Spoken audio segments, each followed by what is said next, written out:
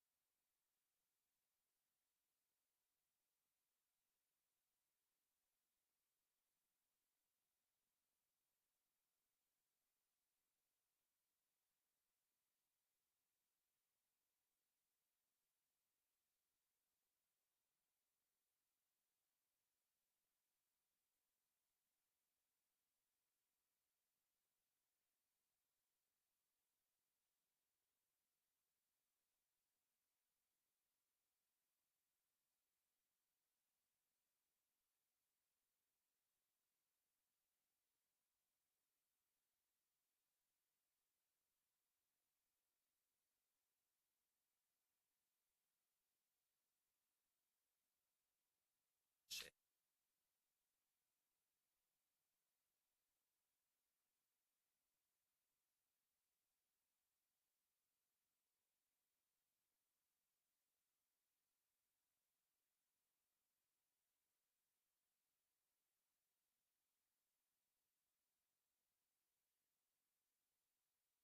At this time, I will call the Budget, Finance order, and I ask the Deputy Clerk to please call the roll. Councilmember Gruber, Here. Councilmember Martin, Here. Councilmember Monroe, Here. Vice President Harris, Here. President Melendez. Here. Thank you very much. And at the show, we're joined by Mr. Patterson as well, and some others later on. We are going to jump right into the legislative business. We don't have any presentations, but I'm grateful to have Sean, Executive Director, to answer some questions we started the other day at the end. We'll jump right into legislative business with Director 390, authorizing it to Rochester. Questions, comments, concerns? Yes. Is there a reason why the amount asked for wasn't the amount that was allocated?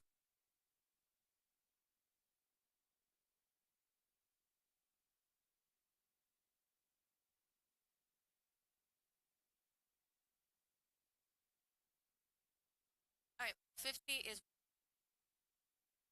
and they understand. And over the next year, so maybe not this cycle, but in the following cycle, is it possible or is there openness from the administration to set amount, recognizing cost of everything has increased and still continue? Certainly. So much. Any further questions? Nine. Good. It's been moved and seconded. Before I take a vote, just ask Liliana, there are annual reports or all just, is it like a series of if those are not already council staff or making sure that James and Jennifer, it's good for us to see exactly what's done in this. Thanks. Okay, we have a motion and a second. So take to vote. All those in favor say aye. Aye. Aye. Any opposed? Motion carries. Introduction number 391. Authorizing a budget amendment. It's a grant funding for Northeast Branch Library for apartments. There's one disclosure for myself. It's on the board. I'm required to disclose, but I may discussion. I'd like to start. Sean, if you wouldn't mind just joining us, much appreciated. So there's a couple things that we're being asked to do this month. one of those things is provide some dollars, which we voted on affirmatively, Chairman Patterson 2 years ago. But I just had some questions about how the federal uncertainty. Obviously, RHA is an organization that receives, I presume, vast from the federal government. Just wondering how that uncertainty shut down, but also potential big cuts to the federal by the Trump administration. I'm wondering how that impacts viability of this project.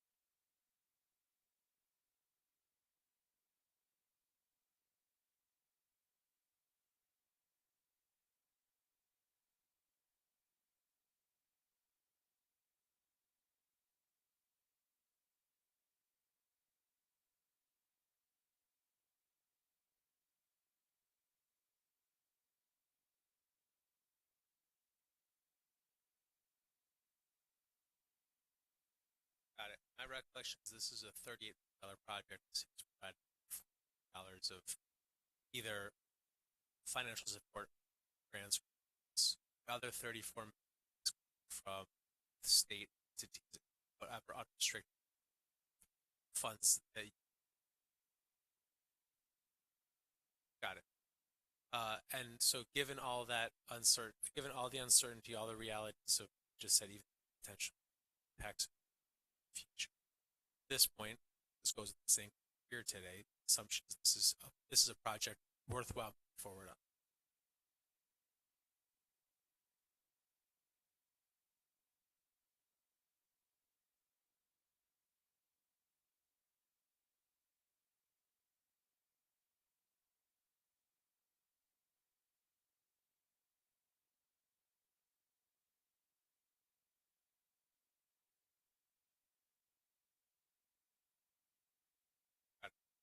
Thank you. Thanks for providing that clarity.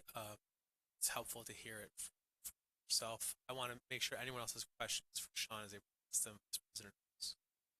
Thank you very much for this question. Follow-up question to your reserves.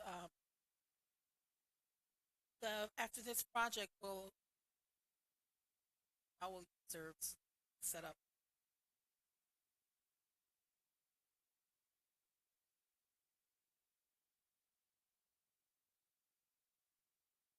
Okay, so you.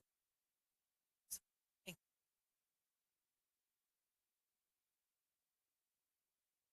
you. Any additional questions for Director Burr? Okay, thanks for your time, Sean. Appreciate it.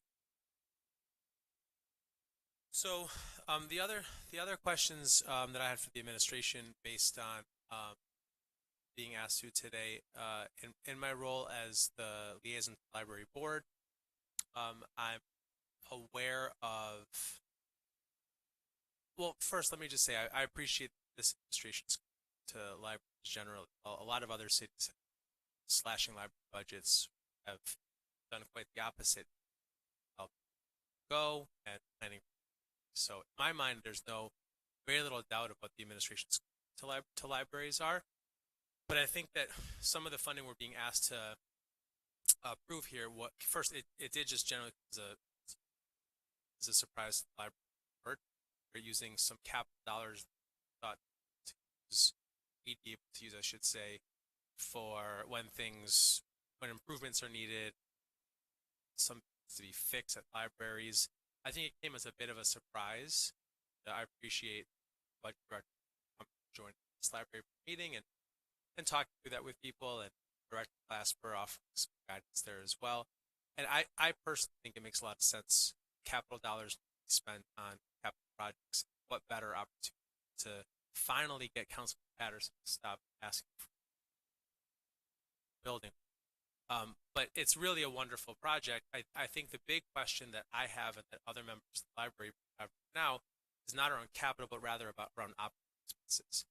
And I recognize that at this point, correct me if I'm wrong, this is a question for Director Glasper, but wouldn't there would be no library 27 budget. 28 budget, Bree?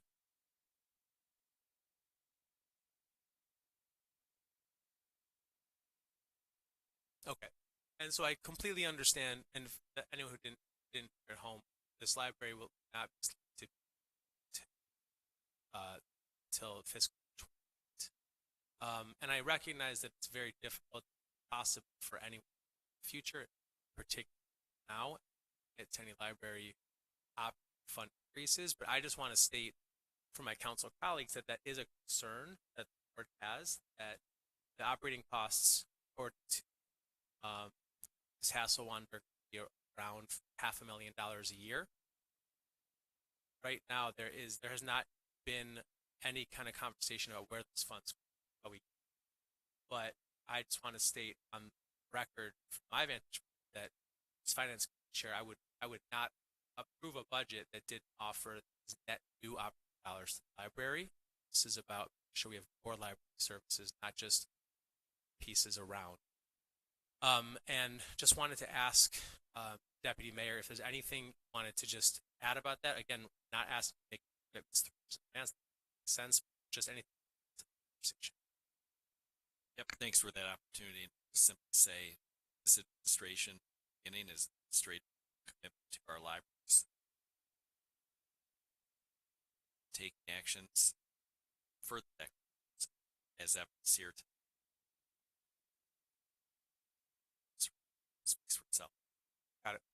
Any council members have questions or concerns about what we're being asked to do here or the overall future of the firm? None. Okay. Well, again, I look forward to seeing this project move forward, and I do look forward to the opportunity for us to talk about the 28 budget, at least make some assurances to some net dollars services. But for now, I would ask a question on introduction. And seconded, all in favor, say aye. Aye. Aye. Any opposed? Instruction number 392, authorizing the 2025 Rock College Village event. Questions, concerns? Not, I'll take motion. Second. Second, all in favor, say aye. Aye. Aye. Any opposed? Motion carries. Instruction number 393, authorizing an agreement with Bank for purchase. Any questions, comments, or concerns? Not, I'll take motion. Seconded, all in favor, say aye. Aye. Aye. Any opposed? Motion carries. Instruction 394, authorizing an amendatory agreement related to the representation of certain employment groups. Questions, comments, or concerns? Councilmember Martin. Do you have additional information around what Adams Gallup has estimated out? Because I understand you probably can't discuss it, but can we schedule a time to talk more? Yeah, I can add PNC the council and out the external matters that they've been involved with. I would argue. So Perfect. And I think more details about substance of what investing to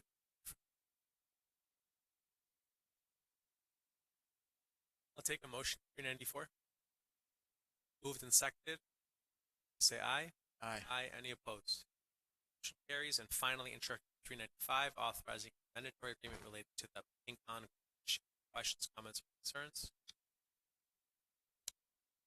Now I'll take a motion. Moved and seconded. All in favor, say aye. Aye. Aye. Any opposed? Motion carries. And that concludes the work budget finance.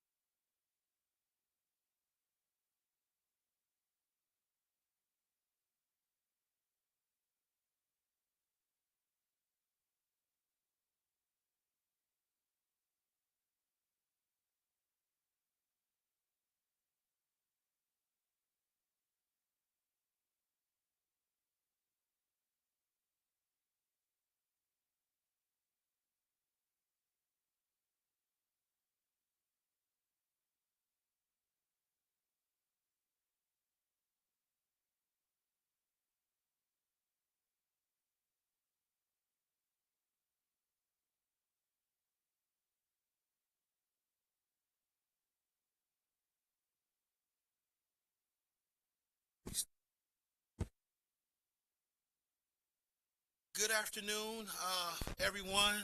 Pray that everyone is well and that your families are well. We are represented here, I believe, with every single member of council, with the exception of Council Member Smith.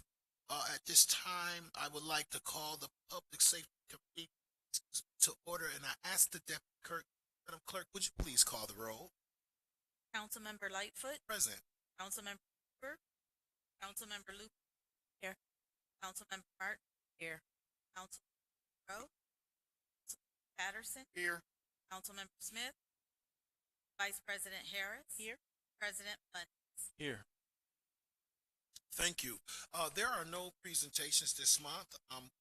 Thank all of our chiefs and our directors for public safety updates that have provided to all of our right to be able to ask other further questions that in regards to safety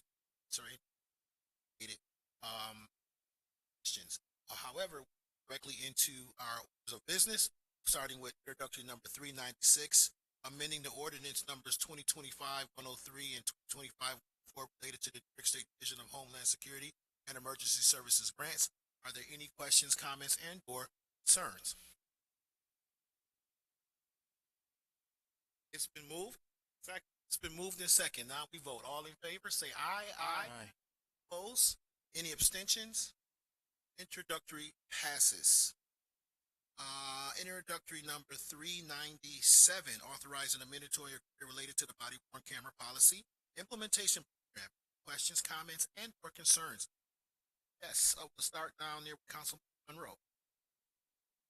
Would you provide the balance of the grant?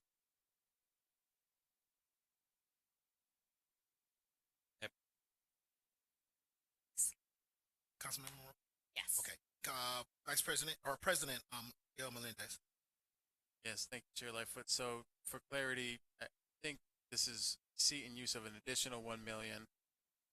Just verify that that's so it's extending the term. It's $1 million additional dollars to the Chief. I believe it is just extending the verifying.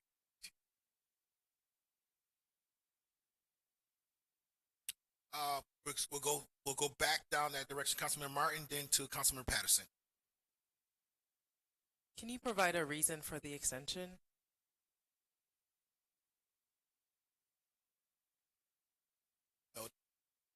Take that as noted, right? There's been no response. Yeah, sorry, I'm just looking through my. Yeah, I definitely can. I'll have to. Thank you. And in writing, can you provide more details about the implementation since 2022, what you've accomplished, goals, has been hired, and maybe provide a bit more insight about what you define as machine learning in connection to the goals, the initial goals you've outlined regarding early detection. Sure. Is that it, Councilman Martin? Councilman Patterson. So yeah, I'm just picking President trans. So the introduction says it's $1 million. So I guess is this in fact extension?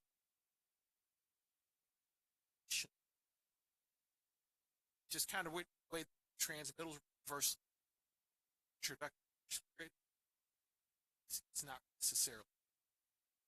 Yeah, I see what you're saying. My understanding was it was just extension, so definitely have to.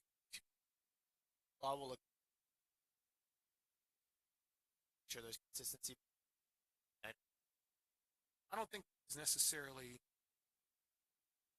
inconsistency. It's just that because you trans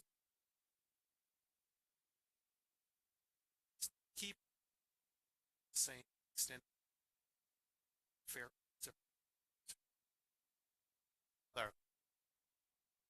Does that complete your question, Councilman Patterson? Yeah, Councilman Lupian. Yeah, can you shed some light on what by routine?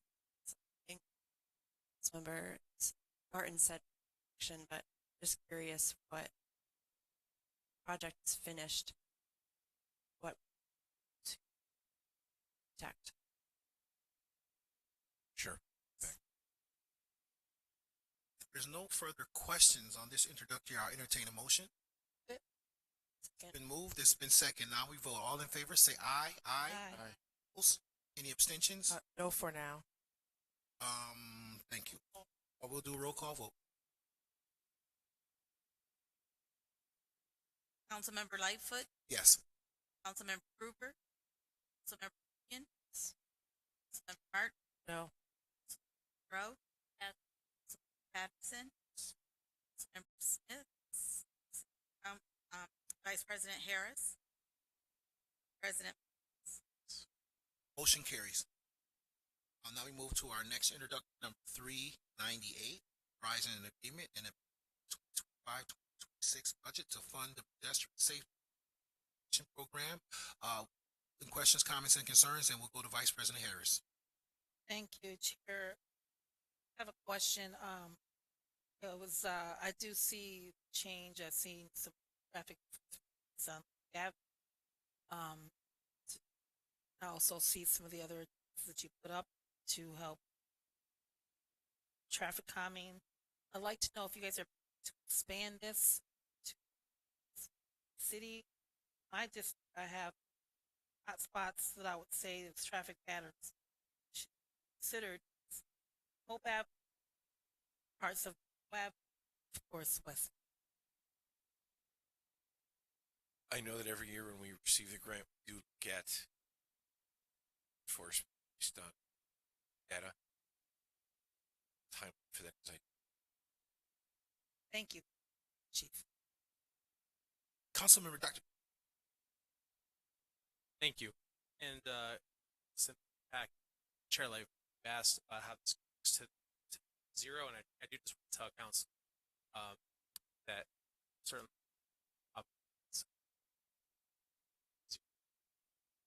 committee, I'll make sure to get that next month or so.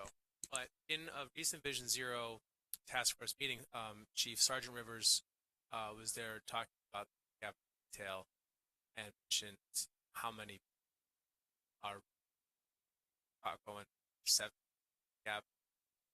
Talked about how, I think we all know this.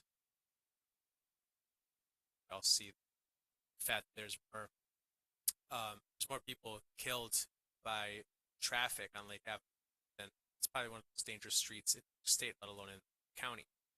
And Sergeant Rivers talked about how unfortunately the detail was and grant is up, which is to more of it. But I guess my question for you is, particularly on Lake Avenue, why do we need a grant to? It feels to me like it is a place where if we just have regular traffic detail are making people safer, I have to imagine that tickets pay for these grants as well. But Sergeant Rivers said the results. So I'm not expecting an answer at the moment. Happy to hear one if you have one, but it's really just a recommendation, at least on Lake Ave, where we all have identified it as a major problem, to not require a grant for traffic. Yeah. So monetarily, as far as what we receive on tickets and fees, I can't answer that. I can tell you, traffic is very small. A lot of time is taken, especially so their enforcement time is not. Traffic officer works 40 hours. Did enforcement. Short answer. Yeah, I understand that. And I would only respectfully say it back.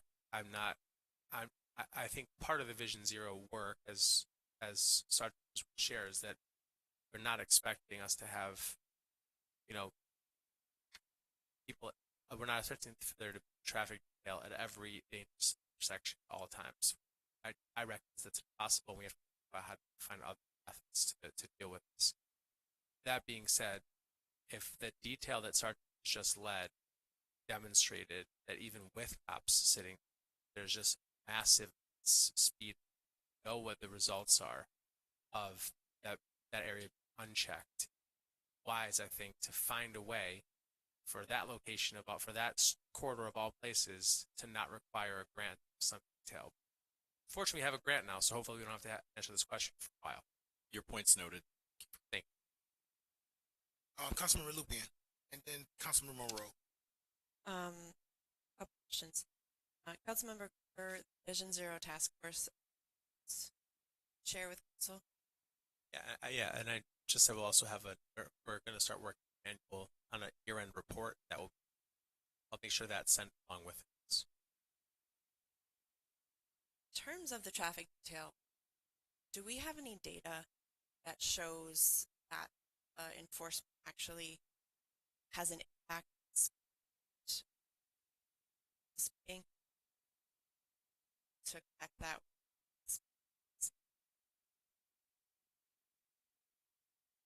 Relative to speeds, no. If we're not in detail, there is no way to anecdotally see that enforcement accidents. Can see. Yeah, that would be interesting to see, because I know that in other places that do have Vision Zero, they've figured out other methods, especially in built environment, to just prevent people being able to, Lake Ave being 2 lanes, it's just light for people to go as fast as they want. And Reconnect Rochester has done some really innovative things to make it not expensive, and I'd really love to see our traffic people pilot some interventions that are much less costly, detailed, and freeing up officers to do other things. That's like my concern. And then if it does show, I would think that the detailed assistant would impact over time. It's like chance they won't stay. If it is impactful, it's a consistent presence, I would so. Councilmember Monroe and group, then Councilmember Martin. Thank you. Chief, would you provide the frequency of details at these selected locations for 2024 and 25? Sure. I certainly repeat Councilmember Gruber's request and concern that there needs to be enforcement outside of the enforcement details to try and get this rate of speeding down. Do we have electronic speed signs that we use in the city where it clocks people telling them how fast they're going? Oh, we have 2 locations. I can get exact for you knowledge. Because I don't particularly recall ever seeing that on Dewey or on Lake Avenue. They may in fact no longer operate. Thinking back to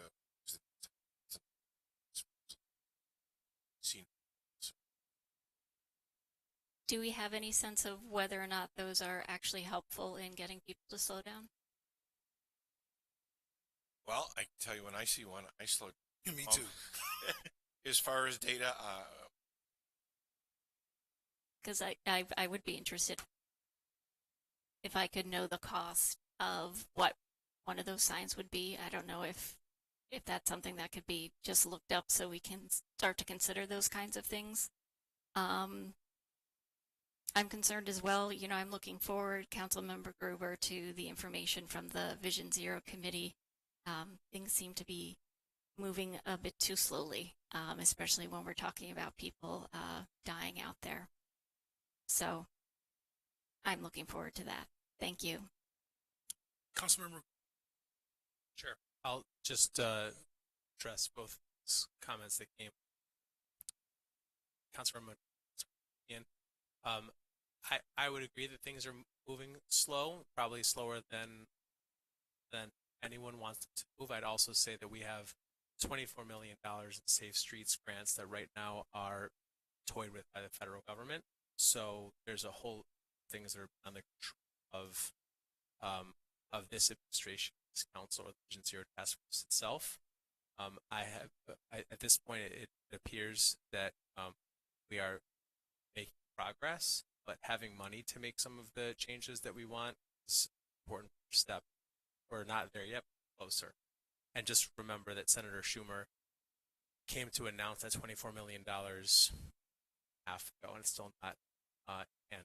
So that's one piece. And I would just say to Councilor Lupin's comment, for what it's worth, I don't think any Vision. I've spent a lot of time with other cities, Vision Zero staff members responsible for it. I don't think anyone suggests that street design can operate by itself. But even if it did, Lake Avenue, much of the part of it that is incredibly dangerous is by the state.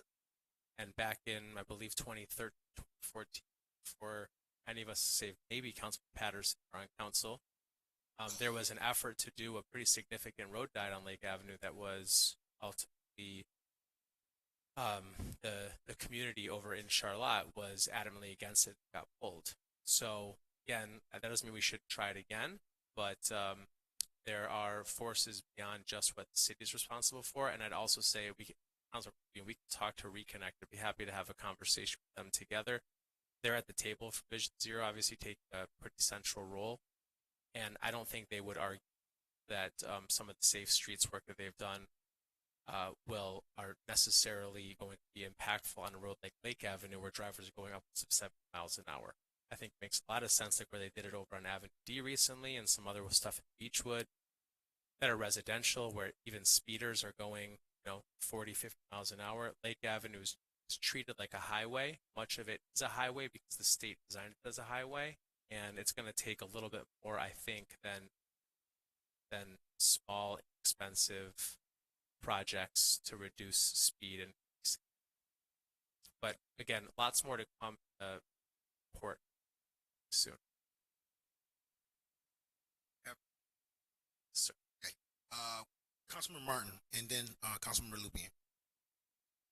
So for Vision Zero Council Member Gruber, is it scheduled by council and is it open for council members to attend the task force? It is a joint initiative between council and the administration, and right now they're not public. I'd be happy to talk to you about attendance at some. Sounds, yeah, and I'm just asking to find ways I could be so.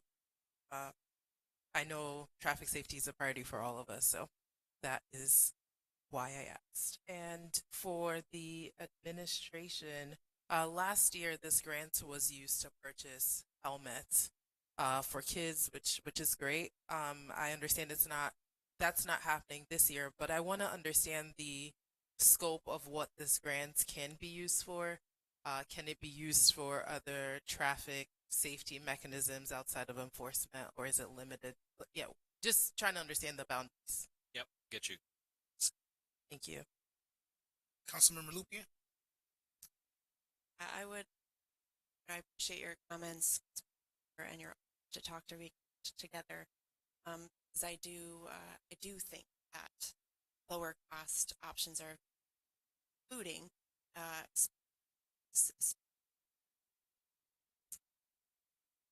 tells you the speed as you drive. Speed counter, yes. And is this something that this grant directed towards future years of if we have should have time? Those are things that I would have conversation to. Any other questions, comments, and/or concerns? If not, we'll entertain a motion. It's been moved. Second. And second. Now we vote. All in favor, say aye. Aye. Any opposed? Any abstentions? Motion carries. Introductory number 399, authorizing an intermunicipal agreement with the Rochester City School District and amending the 2025-2026 budget related to the provisions of overtime police services for school sessions and for school district events during the 2025-26 year. There are two disclosures for this item, one for Council Vice President Harris and the other for Councilmember Lupien, as they are both employed by the city school district. They are only required to disclose this information, and they may participate in the discussion, and they also may vote. Any questions, comments, and or concerns? Councilmember Martin. Just a clarifying question for Director Warren. In the transmittal, you mentioned that this amount was anticipated and therefore reflected in the RPD budget. Is that the reason why the RPD budget after receiving this amount would only be increased by 18,000? That's correct. Thank you. Any other questions, comments, or concerns? If not, I'll entertain a motion. It's been moved. It's been second. Now we vote. All in favor say aye. Aye. Aye. Oppose? No. Roll call vote, please. Councilmember Lightfoot, Yes, ma'am. Councilmember Gruber, Councilmember Ian, Councilmember Martin, No. Councilmember Monroe, Councilmember Patterson, Councilmember Smith, Vice President Harris. Yes. President. Yes. Motion carries. Introductory number 400, authorizing an agreement with Tailored Training Programs LLC. Any questions, comments, and or concerns? Councilmember Monroe. How many trainers do you plan to have, internal trainers, by the end of the program? I'll have to get back to you with an exact. Okay. Just check to see if question here. Come back to you. Take your time. Come back. Okay. Councilmember Patterson. Can you briefly tell us what the difference is between current model you use, folks, science-based,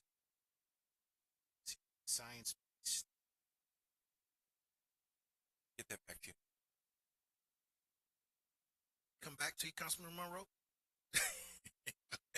Any other questions, comments, and Councilmember Martin?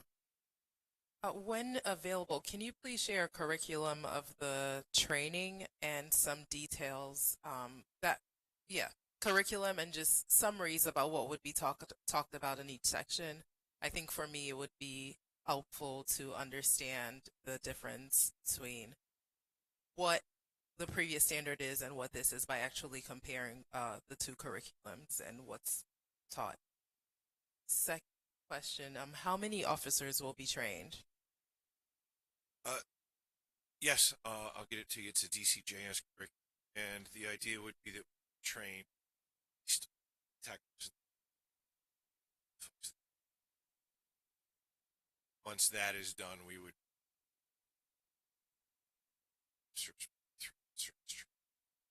Thank you. And could you provide a budget breakdown in writing around how the 165,000 is spent? Sure. Any other questions, comments, or concerns? If not, I'll entertain a motion. Move it. It's been moved. It's been seconded. Now we vote. All in favor say aye. Aye. Aye. Any opposed? Any abstentions? Motion carries. Introductory number 401, a bond ordinance of the City of Rochester, New York, authorizing the issuance of 2,134,000 bonds of said city to finance the replacement of engine 16 at the Hudson Avenue Firehouse and of engine 17 at the Chestnut Street Firehouse. Any questions, comments, and or concerns?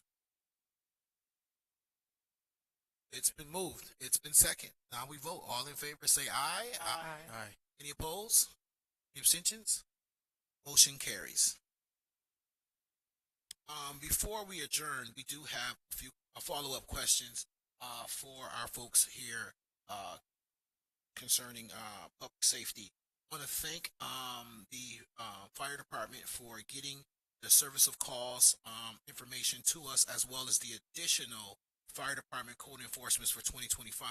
I would ask, and you could do this in writing, Chief, if you could please, from the list that you've given us for 2025, and maybe even for 2024, can we see how that equates to revenue for uh, violations? So how does that, what does that look like per year for for revenue intake from the city from these citations? I guess is what the question is, and I can get that in writing maybe for this year and last year would be very helpful just for people to see that. I don't think they realize that looks like. I will caution you that a portion of the revenue does not always come from our Understood. violation.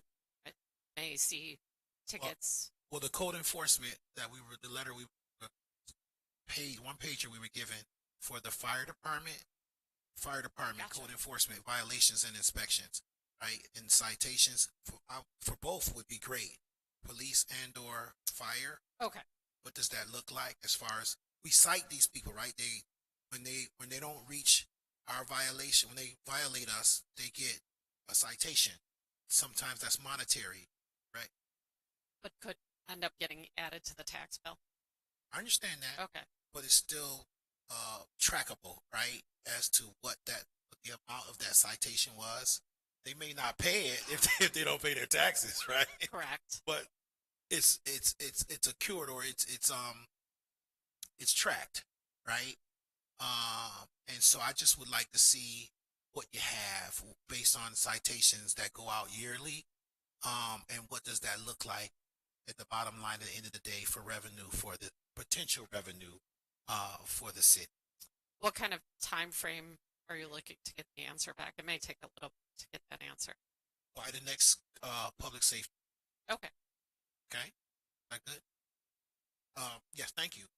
Councilmember Patterson, Councilmember Vice President Harris, and then Councilmember Lupian. So at Parks and up Tuesday, Department of Justice 2020 assistance fiscal assistant within their money from this received operation watch. Could you tell us what the operation? Understand that this is money that's going to operation. Required to probation. What does this exactly? Operation Night Watch is probation officers making checks on probationers with curfews. Okay, so hard to give and at dollars to make sure that folks who are supposed to be at home are at. Yes. Thank you. Councilmember, I think we had Vice President Harris. Thank you, Chair. Well, To administration, fire department, Chief Arno, thank you for providing the event. I see you have dates in here for the extinguisher fire safety. We just don't have the agent. So if you can provide, thanks for providing. Also,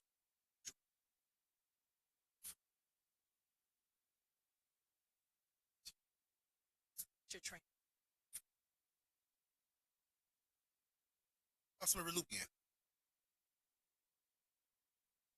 Question for ECD. Is it possible to get 911 calls that don't get an answer and their severity?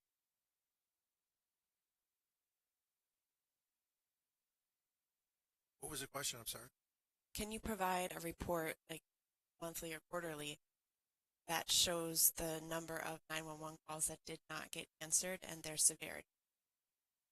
These are all the phone calls.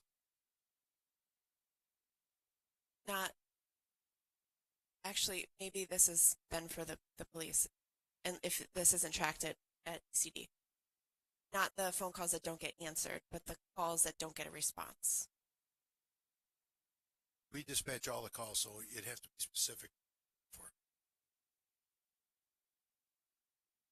I'm looking for the. But we give the calls to the agencies that it calls. Okay, so then the police, do you have the data on the calls that come to you that don't get an officer sent out on the scene. All calls receive an officer at some point. That is not true. That is All officers, when dispatched to job, are required to respond to job for so. Personally, I've had the experience of an officer not showing up, and I have been told by many of my constituents that that is their experience. So something is missing, whether officers are marking the job as without ever showing up, or if there's a hole in your system. But I want to know the calls somehow that don't get an officer on scene ever. Well, I can tell you on a daily basis, these complaints to the chief's office, and 7% find that we look into it. Officer actually, person was actually. It's very easy to put on social media the RP show up because there appears to be no verification. But I can tell you, we look into most of the office personally, and I get a response. Do you keep, excuse me, Councilman Lupian, just let me interject for just a second to respond to that. Do you keep track, your office, of the amount of calls that you have that people say that they didn't show up? Is that documented? Like, you know that 10 calls a month come in with people stating that. Is that anything that your office or staff keeps track of in any way? Do track chief's office. Yeah. Is it possible to get that of how many complaints have come in year to date, saying that police officers didn't show? Can we receive that? Can we get that? We see that? Like I said, I know we handle them on a daily basis. I don't have to see the actual tracking for them. Oftentimes it is a text to me, which is then given to Detective Camp, Lieutenant Institute, phone call, follow up. Usually respond to email with what they find, which I then return to the person who sent me. He said, good few of those some weekends. So, can you provide then the calls that come to you and the time it takes to respond, the levels of over 1 hour? Yeah, I can have OBI poll response time, sir.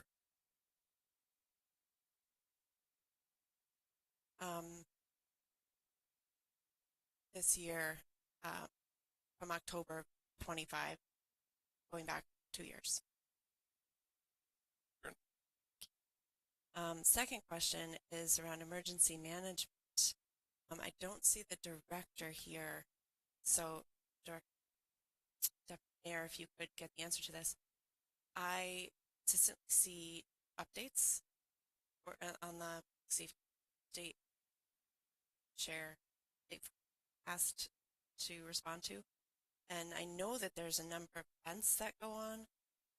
I'd love to understand more of what emergency management is doing. Deputy, to you. And I think also, if I'm not sure, this was asked in the past about a job description. I think for that question being asked in the past. Follow up. If it was, then yeah, but in addition to sending or answering Councilman Lupian's question, can you re-forward the job description as well? Because I think that should line up, right? Okay, thank you. Any other? Oh, Council President Melendez. Yes, thank you, Chairman. For the fire chief, I just sent a request today, so I just want to put this on record. I'm interested in getting a better understanding long-term of vacant housing fires. I see in the report that month of September, we had 6 of the 46 were vacant structure fires. I'm looking at trying to understand this, and I don't know how far back records go in terms of looking at this, but for the maybe the last 5 to 10 years, So I sent something in writing, but I just wanted to put on the record that I'm interested. And if there's a way to capture that, I do want to get a better understanding. Yep. So we'll respond to that. This is actually the first that I'm hearing, so it's useful. Follow up.